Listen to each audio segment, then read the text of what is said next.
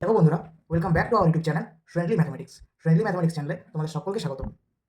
আজকে তোমাদের ক্লাস 10-এর অনেকেই বলেছিলেন দাদা 13 নম্বর চ্যাপ্টারটা একটু বুঝিয়ে দিলে ভালো হয়, তাই আজকে ফুল 13 নম্বর চ্যাপ্টারের অধ্যায় 13 ফুল কনসেপ্ট ভিডিও সাথে কিছু সমাধান নিয়ে উপস্থিত হয়েছি। তো চ্যাপ্টারটা কী রয়েছে দেখে নিই। চ্যাপ্টারটার নাম হচ্ছে ভেদ বা ভ্যারিয়েশন, ইংলিশে বলা হয় ভ্যারিয়েশন। চ্যাপ্টার নাম্বার কত? চ্যাপ্টার নাম্বার বা অধ্যায় নম্বর 13। ভেদ জানতে হলে প্রথমে আমাদের দুটো টার্ম সম্পর্কে জানতে হবে। কী কী টার্ম দুটো? প্রথম টার্মটা হলো চলরাশি কাকে বলে এবং ধ্রুবক জিনিসটা কি। চলরাশি আর ধ্রুবক ভেদ যখন জানবো তার আগে আমাদের জানতে হবে চলরাশি বলতে আমরা কি বুঝি এবং ধ্রুবক বলতে আমরা কি বুঝি। তাহলে চলরাশি বলতে দেখো আমি একটা নিজের মতো করে লিখেছি। চলরাশি কি না, যে সকল রাশি মান পরিবর্তনশীল, যে সকল রাশিগুলোর মান পরিবর্তনশীল তাদেরই আমরা চলরাশি বলি। একটা এক্সাম্পল সাহায্যে তোমাদের বুঝিয়ে দিচ্ছি। ধরো তোমাদের দেওয়া রয়েছে 2x + 3y = 5, একটা সমীকরণ তোমাদের দেওয়া রয়েছে। তাহলে এখানে চলরাশি কোনগুলো? এক্স এবং ওয়াই, এগুলো হলো চলরাশি, কারণ এদের মান পরিবর্তনের সাথে সাথে সমীকরণটার মান পরিবর্তন হবে। যদি আমি এক্সের জায়গায় 1 বসাই এবং ওয়াইয়ের জায়গায় 2 বসাই, তাহলে কিন্তু সমীকরণটার মানটা পুরোপুরি চেঞ্জ হয়ে গেছে। দেখো 3 দুগুণে 6 এবং 2 1 2, 6 + 2 মানে 8। তাহলে আমরা বলবো চলরাশি সে সকল রাশি যাদের মান পরিবর্তনশীল। ধ্রুবক কাদের বলবো? যাদের মান স্থির তাদের আমরা ধ্রুবক বলে থাকি। ধ্রুবক কাদের বলবো? যাদের মান স্থির। স্থির বলতে দেখো এখানে উদাহরণসহ আমি একটা লিখেছি y = 2x + 3। তাহলে আমরা জানি y আর x টা তো চলরাশি, এখানে স্থির কে কে আছে 2 এবং 3, তাহলে এখানে 2 3 হলো ধ্রুবক। তাহলে আমাদের ভেদ জানতে গেলে কি কি বললাম জানতে হবে? প্রথম কথা চলরাশি জানতে হবে। চলরাশি বলতে কি বুঝি? যাদের মান পরিবর্তনশীল সেগুলো হলো চলরাশি, এবং যাদের মান স্থির তাদের বলবো আমরা ধ্রুবক। ঠিক আছে? এবার ভেদ কয় প্রকার? ভেদ সাধারণত ভেদের প্রকারভেদ ভেদ সাধারণত 3 প্রকার হয়ে থাকে। তোমরা এবার বলবে দাদা তুমি এখানে 2 প্রকার কেন লিখেছো? আমি আরেক প্রকার তোমাদের মুখে মানে বলে বুঝিয়ে দেবো। কি কি ভেদ? সাধারণত 2 প্রকার। এক হচ্ছে সরল ভেদ এবং দ্বিতীয় হচ্ছে ব্যস্ত ভেদ। আরেক ধরনের ভেদ রয়েছে, সেটা হলো যৌগিক ভেদ। তাহলে আমরা সরল ভেদ কখন বলবো?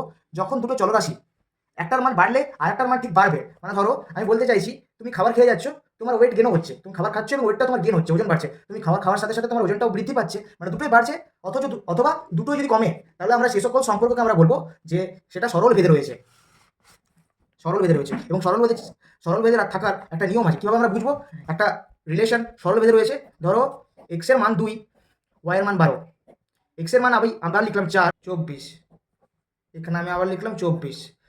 ঠিক আছে? এইভাবে দেখো, যখন আমরা কোনো কিছুকে সরল ভেদে আছে কি না সেটা যাচাই করব কিভাবে? এক্সাম্পল দিচ্ছি, দেখো এক্সাম্পলটা মনে রাখবে।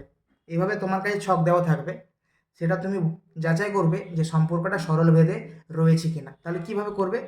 তোমার প্রথম কাজ হবে x/y করে দেখা। তাহলে প্রতিটা টার্মের আমি x/y করে দেখছি। 2/12, আমার অ্যান্সার কত আসছে? 1/6। নেক্সটটারও আমি x/y করে দেখছি, কত আসছে? 4 6 24, মানে 1/6। যদি আমরা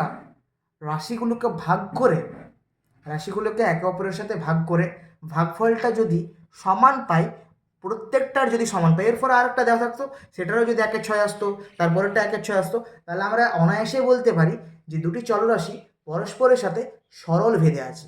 কি ভেদে আছে? সরল ভেদে আছে। কি করে বুঝবো আমরা সরল ভেদে আছে? যখন দুটো চলরাশিকে আমরা ভাগ করব এবং ভাগফলটা কন্টিনিউয়াসলি চেঞ্জ হবে না, একই থাকবে, তাদের আমরা বলবো যে সম্পর্কটা সরল ভেদে রয়েছে। এবং এই যে মানটা বেরোলো, এটাকে আমরা তখন বলবো 1/6 যেটা বেরোলো সেটাকে আমরা বলবো কি না ধ্রুবক বা ধ্রুবকের মান। যে ধ্রুবকটা বেরোচ্ছে ভেদ ধ্রুবক, একে বলা হয় ভেদ ধ্রুবক। এবং ভেদ ধ্রুবকের মান যদি নির্ণয় করতে বলে, এই মানটা হলো ভেদ ধ্রুবক। এবারে আমি তোমাদের বলবো ব্যস্ত ভেদ। যখন দুটি চলরাশি একটা বাড়বে আর একটা কমবে, যেমন ধরো আমি জাস্ট তোমাদের একটা উদাহরণ দিচ্ছি। একটা গ্রামে একটা রাস্তা বানানোর কাজ প্রকল্প চালু হয়েছে, যে একটা বাড়িতে মানে একটা রাস্তা বানানো হবে গ্রামে। তো প্রথম দিন 10 জন কাজ করলো, তখন ঠিকাদার বলল যে রাস্তাটা বানাতে 15 দিন মতো সময় লাগবে, 10 জন কাজ করছে। এবারে পরের দিন ঠিকাদার কী করলো? 10 জনের জায়গায় 20 জন করে দিল, লোক সংখ্যাটা বাড়িয়ে দিল। তাহলে বলো তো রাস্তাটা বানাতে কম সময় লাগবে না বেশি সময় লাগবে? অবভিয়াসলি রাস্তাটা বানাতে কম সময় লাগবে। তাহলে কি হচ্ছে? লোক সংখ্যা বাড়ার সাথে সাথে দিন সংখ্যাটা কমছে। এই সকল সম্পর্ককে আমরা বলি বা বলে থাকি ব্যস্ত সম্পর্ক। এবারে আমরা রিলেশনে দেওয়া থাকলে সেটা ব্যস্ত সম্পর্কে আছে বা ব্যস্ত ভেদে আছে কি না সেটা কি করে বুঝবো? ধরো দেওয়া থাকলো তোমার XY, এভাবে দেওয়া থাকবে 2 4 4 2 4 2 1 8, এভাবে ধরো দেওয়া থাকলো তোমার। তোমার কাজ হবে প্রথমে এক্স এবং ওয়াইকে গুণ করে দেখা, প্রত্যেকটার এক্স এবং ওয়াইকে গুণ করে দেখা। 2 আর 4 গুণ করলে কত হচ্ছে? 8 হচ্ছে। আবার 4 ইন্টু 2 গুণ করলে কত হচ্ছে? 8 হচ্ছে। একের সাথে 8 গুণ করলে কত হচ্ছে? 8 হচ্ছে। দেখো, যখন আমরা এক্স ওয়াইকে গুণ করে প্রত্যেকটার মান সমান পাচ্ছি, প্রত্যেকটার মান কি হচ্ছে? সমান হচ্ছে, বা প্রত্যেকটা একই মান বেরোচ্ছে, তখন আমরা বলে থাকবো যে এই সম্পর্কটা বা এই রিলেশনটা ব্যস্ত ভেদে রয়েছে। তাহলে জিনিসটা মনে রাখো, গুলিয়ে ফেলবে না। সরল ভেদে আমরা কখন বলবো যে একটা রিলেশন আছে? যখন প্রত্যেকটা চলরাশিকে একে অপরকে তারা ভাগ করে দেখবো এবং ভাগফলটা প্রত্যেকটার ইকুয়াল আসবে বা একই আসবে, তখন বলবো আমরা ওটা সরল ভেদে রয়েছে। এবং ব্যস্ত ভেদে কখন বলবো? যখন গুণ করে দেখবো দুটো চলরাশিকে যখন গুণ করে দেখবো প্রত্যেকটার গুণফল যখন একই রকম আসবে, তখন তাদের আমরা বলবো তারা ব্যস্ত ভেদে রয়েছে। এবারে আমরা যেহেতু ভ্যারিয়েশন বা ভেদ চ্যাপ্টার করছি, তার সাইনটা কীরকম হতে পারে বা ভেদের আকার কীরকম হতে পারে, ভেদকে আমরা কিভাবে রিপ্রেজেন্ট করব। দেখো, যখন কোনো চলরাশি সরল ভেদে রইবে, দেখো আমি এখানে দেখিয়েছি এক্স এবং ওয়াই পরস্পরের সাথে সরল ভেদে রয়েছে, এক্স লিখলাম এবং ভ্যারিয়েশন চিহ্ন বা ভেদ চিহ্নটা দিলাম। ভেদ চিহ্নটা কীভাবে দেবে? এইভাবে লিখে, এইভাবে আলফার মতো, অনেকটা আলফার মতো ভ্যারিয়েশন চিহ্নটা দিলে, এবং ওয়াই এটা হলো সরল ভেদে থাকলে এইভাবে লিখতে হয়, এবং ব্যস্ত ভেদে থাকলে কী করে লিখতে হয়? এক্স লিখবে, এক্স লেখার পর আলফার মতো যে চিহ্নটা বললাম, আলফা নয় কিন্তু আলফার মতো দেখতে চিহ্নটা দিলে 1/y লিখতে হয়। ঠিক আছে? এবং কনস্ট্যান্ট টার্মকে তুমি কিভাবে চিহ্নিত করবে? কনস্ট্যান্ট বা ধ্রুবক টার্মকে তুমি কী বলে চিহ্নিত করবে? সব সময় কনস্ট্যান্ট টার্মকে তুমি কে লিখে চিহ্নিত করবে, সব সময় কনস্ট্যান্ট টার্মটা কে লিখে চিহ্নিত করবে। এবং বাকি যে অ্যালফাবেট আছে কে ছাড়া, এ থেকে জেড পর্যন্ত এক্সপেক্টেড কে, কে ছাড়া এক্সপেক্টেড কে ছাড়া বাকি যত সমস্ত অ্যালফাবেট রয়েছে সেগুলোকে তুমি ডেনোট করতে পারো চলরাশি। তাহলে এতদূর আমি কি কি বললাম একবার রিক্যাপ করে দিচ্ছি। ভেদ ভেদ জানতে হলে প্রথমে তোমাকে জানতে হবে যে চলরাশি জিনিসটা কি, চলরাশি জিনিসটা কি এবং ধ্রুবক জিনিসটা কি। তাহলে বললাম কি, চলরাশি মানে হচ্ছে যে সমস্ত রাশির মান পরিবর্তনশীল তাদের আমরা চলরাশি বলে থাকবো, এবং যে সমস্ত রাশি মান স্থির তাদের আমরা ধ্রুবক রাশি বলে থাকবো। এই দুটো প্রথমে ক্লিয়ার করতে হবে। তারপরে ভেদ প্রধানত 3 ধরনের। কি কি? সরল ভেদ, যৌগিক ভেদ, ব্যস্ত ভেদ। সরল ভেদ কি? তুমি খাবার খাচ্ছ, তোমার ওয়েট গেন হচ্ছে, দুটোই বাড়ছে বা দুটোই কমছে, সেরকম কোনো সম্পর্ক বোঝালে সেটা হলো সরল ভেদ। সরল ভেদকে আমরা জাজ করব কি করে বা মানে বুঝবো কি করে যেটা সরল ভেদে আছে? প্রত্যেকটা রাশিকে দুটি মানে বলতে চাইছি দুটি রাশিকে ভাগ করে দেখতে হবে। যদি ভাগ করে ভাগফলটা কীরকম আসে, তাহলে বলবো আমরা সেটা সরল ভেদে রয়েছে। এবং ব্যস্ত ভেদ কি? একটা কোনো কাজ হচ্ছে, কাজ করার জন্য প্রথম দিনে 10 জন কাজ করলো, তখন বললো 15 দিন সময় লাগছে, কিন্তু লোক সংখ্যা বাড়িয়ে দিলে দিন সংখ্যা কমে যায়। আমরা এটা জেনারেলি জানি। তাহলে যখন একটা বাড়বে একটা কমবে, সেটা হলো ব্যস্ত ভেদ। তারপর আমরা দেখলাম চিহ্নটা কী রকমভাবে ডিনোট করতে হয় ভেদের। তারপর রয়েছে ধ্রুবক জিনিসটাকে কী বলে ডিনোট করব, এবং বাকি সব চলরাশিগুলোকে কী বলে ডিনোট করব। এবারে কোষে দেখি 13তে চলে আসি, কি বলা রয়েছে। প্রথম অঙ্কে বলা রয়েছে যদি এ ও বি এর সম্পর্কিত মানগুলি যথাক্রমে এরূপ হয়, তাহলে এ এবং বি কোন ভেদ সম্পর্ক রয়েছে সেটা নির্ণয় করো। এইভাবে তোমাকে দিয়ে দিয়েছে এর ভ্যালু আর বি এর ভ্যালুগুলো, বলেছে এই যে সম্পর্কটা কোন সম্পর্ক, সরল ভেদে রয়েছে না ব্যস্ত ভেদে রয়েছে। আমি কি বলেছিলাম? যদি সরল ভেদে থাকে তাহলে ভাগ করে দেখতে হবে, ভাগফলগুলো যদি একই আসে তাহলে বলবো সরল ভেদে রয়েছে এবং ধ্রুবকের মানটা লিখতে হবে। যদি ব্যস্ত ভেদে থাকে তাহলে কি করতে হবে? ব্যস্ত ভেদে থাকলে গুণ করে দেখতে হবে। তাহলে প্রথম আমাদের কাজ হবে কি? ভাগ করে দেখা। প্রত্যেকটা ভাগ করে আমরা দেখব এ বাই বি সমান সমান 25/10, 30/12, 45/18, 250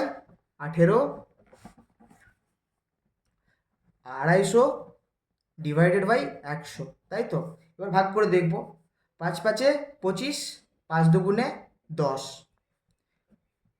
5 6 30, 6 দিয়ে করব, 5 6 30, 6 দিয়ে করব, 6 2 12, 9 দিয়ে করব, 5 9 45, 9 2 18। এইভাবে 0 0 দুটো কাটবো, তারপরে 5 5 5 25 আর 5 2 10। দেখো, 25কে 10 দিয়ে ভাগ করলে 5/2 হচ্ছে, 30কেও 12 দিয়ে ভাগ করলে 5/2 হচ্ছে, এবং 45কেও 12 দিয়ে ভাগ করলে 45কে 18 দিয়ে ভাগ করলে 5/2 হচ্ছে। একইভাবে যখন 250কে 100 দিয়ে ভাগ করছি সেই 5/2 আসছে। তাহলে প্রত্যেকটাকে ভাগ করার ফলে যখন ভাগফলটা একই রকম হবে তাহলে সেটা কি সম্পর্ক রয়েছে, তাহলে আমরা এখানে লিখতে পারি এ ও বি, কি লিখতে পারি, এ ও বি উভয়ই কোন সম্পর্ক রয়েছে, সরল সম্পর্ক রয়েছে, সরল ভেদে রয়েছে। এভাবে তুমি উত্তরটা লিখতে পারো। এভাবে লিখলে তারপর তোমাকে দেখিয়ে দিতে হবে যে এটা সরল ভেদে রয়েছে। আর এদের আরবিটারি কনস্ট্যান্ট বা কনস্ট্যান্ট টার্মটার মান কত, এদের ভেদ ধ্রুবকের মান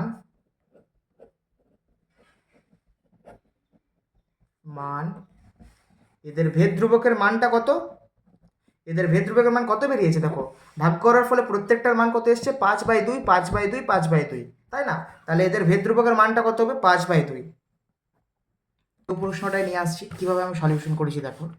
দ্বিতীয় প্রশ্নটায় কি মান দেওয়া রয়েছে, এক্স এর মান দেওয়া রয়েছে 18, ওয়াই এর মান 3, এক্স এর মান 8, ওয়াই এর মান 27/4, এক্স এর মান 12, ওয়াই এর মান 9/2, এক্স এর মান 6, ওয়াই এর মান 9। এবারে আমরা কি বলেছিলাম একটু মনে করে দেখো, যখন কোনো সম্পর্ক সরল সম্পর্কে বা ব্যস্ত সম্পর্কে আছে কিভাবে বুঝবো, যদি ভাগফল দুটি একই হয়, ভাগফলগুলি যখন একই আসবে,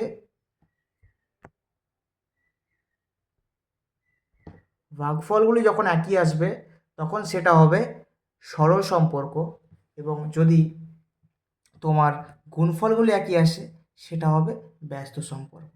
তাহলে এই অঙ্কটাতে আমরা এক্স আর ওয়াইয়ের গুণ করে দেখলাম, এক্সের গুণ করলাম ওয়াইয়ের সাথে, প্রত্যেকটা গুণ করেছি 18x3, দেখো 18x3, পরেরটা করেছি 8x2/4, এই 27/4, 12x9/2 সমান সমান 6x9।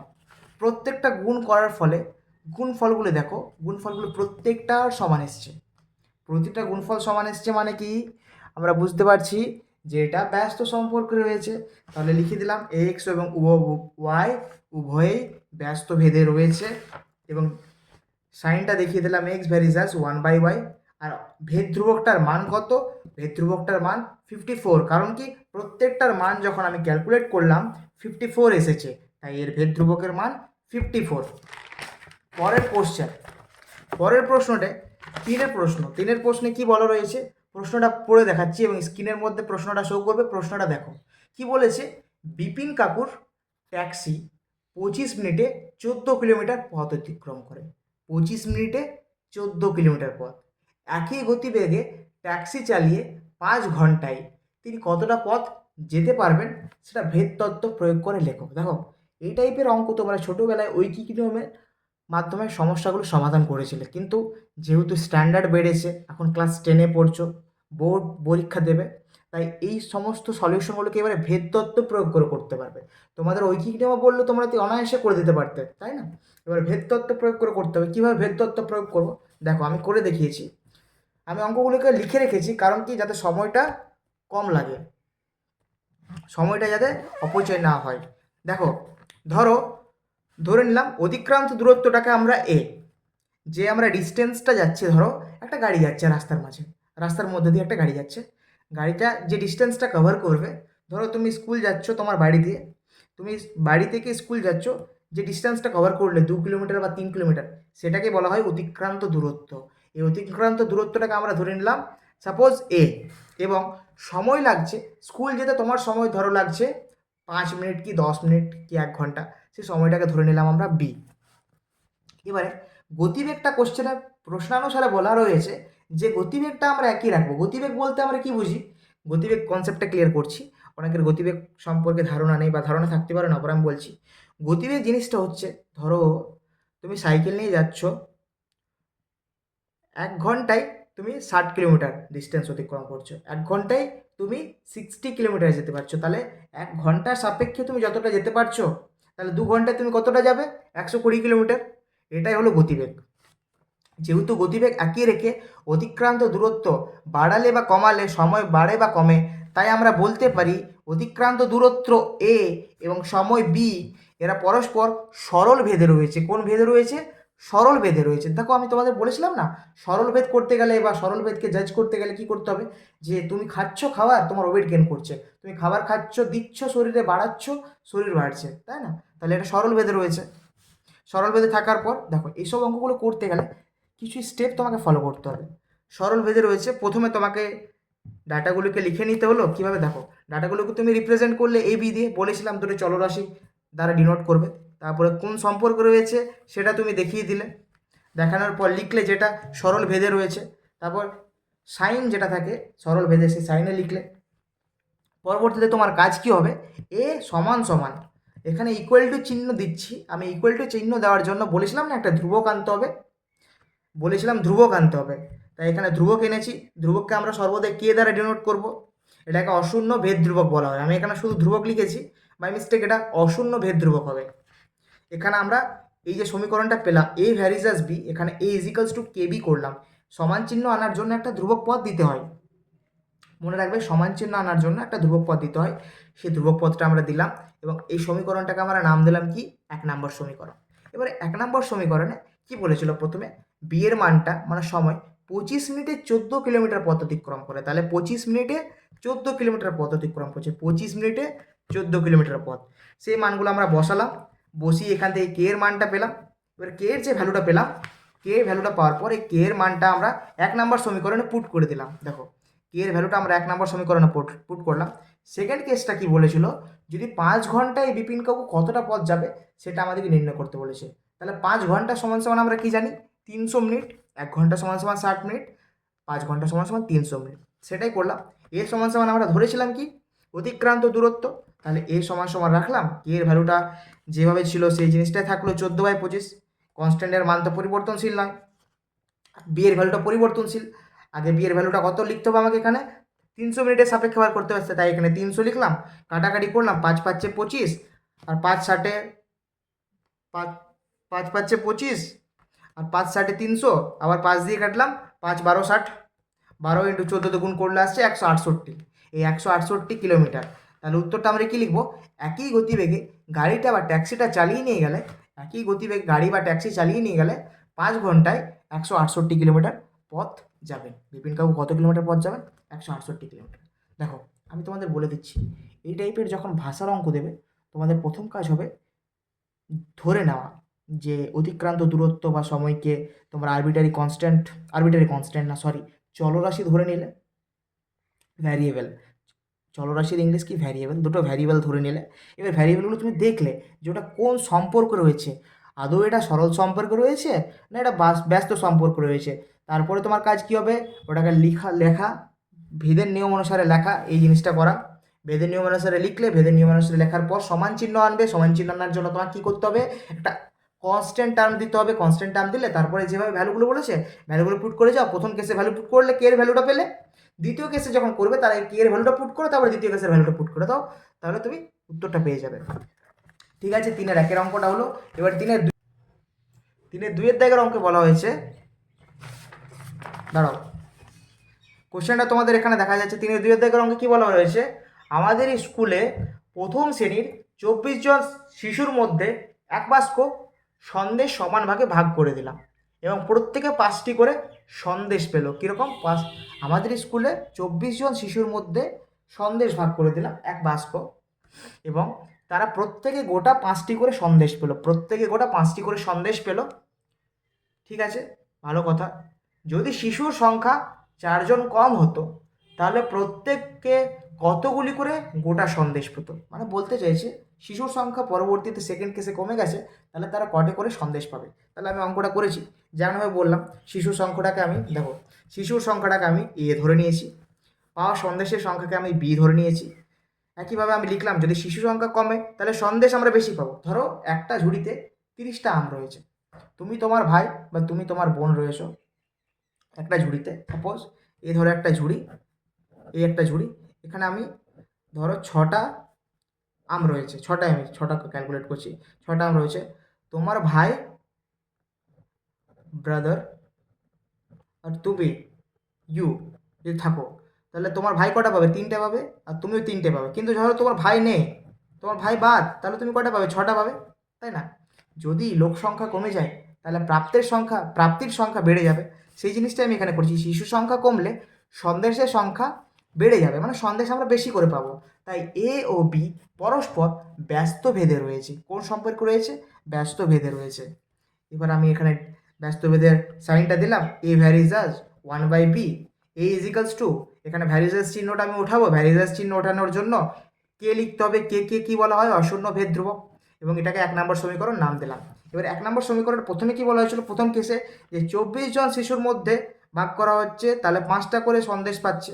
এখান থেকে কে এর ভ্যালুটা পেলাম, কে এর ভ্যালু বার করা হলো। এবং পরবর্তীতে 1 নম্বর সমীকরণে কে এর ভ্যালুটা পুট করা হলো। দেখো 1 নম্বর সমীকরণে কে এর ভ্যালুটা পুট করলাম।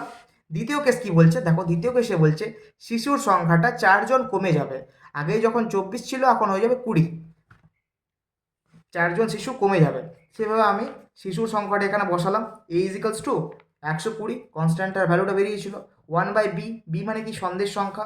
বিটাকে আমি এদিকে নিয়ে এলাম, সমাধানের সমান চিহ্নের এদিকে আমি ভাগে থাকলে এই সাইডে এলে গুণ চিহ্ন হিসাবে আসে। আর 120 ডিভাইডেড বাই এ করলাম, কারণ এই সাইডে ছিল, লেফট সাইড থেকে রাইট সাইডে আনতে গেলে যেটা থাকে তার উল্টো প্রসেসে নিয়ে আসতে হয়, সেভাবে নিয়ে এলাম এবং কাটাকাটি করলাম। কাটাকাটি করে অ্যান্সার হলো 6। তাহলে বলতে পারি আমরা 4 জন শিশু কম থাকলে 6টি করে সন্দেশ পাবে। 4 জন শিশু কম থাকলে কটি করে সন্দেশ পাবে? 6টি করে সন্দেশ পাবে। যদি তোমাদের ভিডিওগুলি ভালো লেগে থাকে তাহলে অবশ্যই চ্যানেলটার সাথে পাশে যুক্ত থাকে এবং কী কী ধরনের ভিডিও তোমরা চাও সেটা অবশ্যই কমেন্ট করে জানিও। পরবর্তী অঙ্কে আসছি। পরবর্তী অঙ্কে কি বলা রয়েছে? কোশ্চেনটা দেখো, ফ্ল্যাশ করছে। একটা পুকুর কাটতে 50 জন গ্রামবাসীর 18 দিন সময় লাগে। ধরো একটা পুকুর আছে গ্রামে, সেই পুকুরটা কাটতে 50 জনের 18 দিন সময় লাগছে। পুকুরটা 15 দিনে কাটতে হলে কতজন শ্রমিক বেশি লাগবে, বা কতজনকে অতিরিক্ত লোকে কাজ করাতে হবে, তা ভেদ তত্ত্ব প্রয়োগ করে লেখো। মানে বলতে চাইছি, আমি তোমাদের একটা এক্সাম্পল দিয়েছিলাম না ব্যস্তভেদ সম্পর্কে, যে যখন দিন সংখ্যা বাড়বে লোক সংখ্যা কমবে, সেরকম টাইপের একটা প্রবলেম দিয়েছে। তাহলে আমি অঙ্কটা করার জন্য কি করেছি দেখো। প্রথম কাজ হবে আমাদের চলরাশিগুলোকে ধরে নেওয়া। গ্রামবাসীর সংখ্যাটাকে আমরা ধরে নিয়েছি এ, দিন সংখ্যাকে আমরা ধরে নিয়েছি বি। এবারে যেহেতু দিন সংখ্যা কমছে, প্রথমে আমরা 18 দিন কাজ করছিলাম। একটা কাজ তুমি 18 দিনে করতে তোমার 5 জন লাগছে, আমি দিন সংখ্যাটা কমিয়ে দিলাম, 10 দিনের মধ্যে কাজটা কমপ্লিট করতে হবে। তাহলে লোক সংখ্যা তো অবভিয়াসলি বাড়বে না? সেই জিনিসটা হলো দিন সংখ্যা কমলে লোক সংখ্যা বাড়বে। এ ও বি ব্যস্ত ভেদে রয়েছে, দিন সংখ্যা কমলে লোক সংখ্যা বাড়বে। এ ও বি তাই ব্যস্ত ভেদে রয়েছে। এবার ব্যস্ত ভেদের সাইনটা দিলাম, এ ভ্যারিজাস 1/b। এবারে আমি এই ভ্যারিজাস চিহ্নটা ওঠাবো। স্টেপগুলো মনে রাখবে। প্রথম স্টেপে কি? তোমাকে ভ্যারিয়েবলগুলো ধরে নিতে হবে, তারপর তাদের মধ্যে রিলেশনটা যাচাই করতে হবে। রিলেশন যাচাই করার পর সেটাকে সাইন দ্বারা ডিনোট করে লিখতে হবে। তারপরে ভ্যারিজাস চিহ্নটা ওঠানোর জন্য তোমাকে একটা আরবিটারি কনস্ট্যান্ট দিতে হবে বা অশূন্য ভেদ ধ্রুবক দিতে হবে। অশূন্য ভেদ ধ্রুবক তুমি দিলে, অশূন্য ভেদ ধ্রুবক দেওয়ার ফলে কে এর ভ্যালুটা তুমি বার করলে। প্রথম কেসে যে ভ্যালুগুলো বলেছে এ আর বি এর, সেটা পুট করে কে এর ভ্যালুটা তুমি বার করে নিলে। কে এর ভ্যালু ধরো এখানে 900 বেরোলো। এর যদি বলেছিল 50 জন শ্রমিকের কাজে 50 জন গ্রামবাসীর কয়দিন সময় লাগছিল? 18 দিন। 50 জন, এই যেহেতু আমি গ্রামবাসীর সংখ্যা ধরেছিলাম বি, দিন সংখ্যা, তাই এখানে ভ্যালুটা পুট করার পর কে এর ভ্যালুটা 900 বেরোলো। এই সমীকরণটাকে আমি 1 নম্বর সমীকরণ দিলাম। এবার 1 নম্বর সমীকরণে কে এর মানটা আমি পুট করলাম, এ ইজিক্যালস টু 900 ইন্টু 1/b। এবারে কি বলেছে? দিন সংখ্যা কমে 15 দিন হলো। আগে ছিল 18 দিন, এবার 15 দিন। তাহলে 15 দিনের সাপেক্ষে আমি লোক সংখ্যা কতজন লাগছে সেটা বার করবো, 1/15, এ ইজিক্যালস টু 60। তাহলে টোটাল আগে লাগছিল 50 জন শ্রমিক, এখন লাগছে 10 জন শ্রমিক। তাহলে এক্সট্রা কতজন লাগছে? অতিরিক্ত কতজন লাগবে? আগে ছিল 50 জন, এখন 10 জন। তাহলে কতজন এক্সট্রা লাগছে? 10 জন শ্রমিক এক্সট্রা লাগবে। ধরো আগে তুমি 6টা রসগোল্লা খেতে, তাই তো? আগে তুমি 6খানা রসগোল্লা খেতে, এখন সেই জায়গায় তুমি খাওয়া বাড়িয়ে তুমি খাচ্ছ কটা রসগোল্লা? 12খানা রসগোল্লা। আগে তুমি 6খানা রসগোল্লা খেতে, এখন তুমি 12খানা রসগোল্লা খাচ্ছ। তাহলে তুমি কতগুলো টোটাল রসগোল্লা খাচ্ছ সেটা বলেনি, তুমি অতিরিক্ত কটা খাচ্ছ। অতিরিক্ত বার করার জন্য টোটালটা থেকে আগেরটা মাইনাস করে দিতে হয়। সেই জিনিসটা আমি এখানে করলাম। কনসেপ্টটা তোমরা বুঝতে পেরেছো, ভেদকে কীভাবে করতে হয় বা ভেদের সমস্ত কিছুটাই আমি ভেদের কনসেপ্টটা দেওয়ার চেষ্টা করলাম। এবং 1 থেকে 3 দাগের অঙ্কগুলোকে করিয়ে দিলাম কীভাবে করতে হচ্ছে। নেক্সট পার্টের জন্য অবশ্যই চ্যানেলটাকে সাবস্ক্রাইব করে চ্যানেলটার পাশে থাকো। এবং অবশ্যই জানিও ভিডিওর মধ্যে কোথায় কোথায় ইমপ্রুভমেন্টের দরকার বা কী কী করলে একটু ভিডিওটা তোমাদের দেখতে কেমন লাগে, সাউন্ড কোয়ালিটি কি আদৌ ঠিক আছে, সব কিছু জানিও। আর হোপফুলি বেস্ট নেক্সট ভিডিওতে অবশ্যই তাড়াতাড়ির মধ্যে দেখা হচ্ছে। Stay connected with friendly mathematics.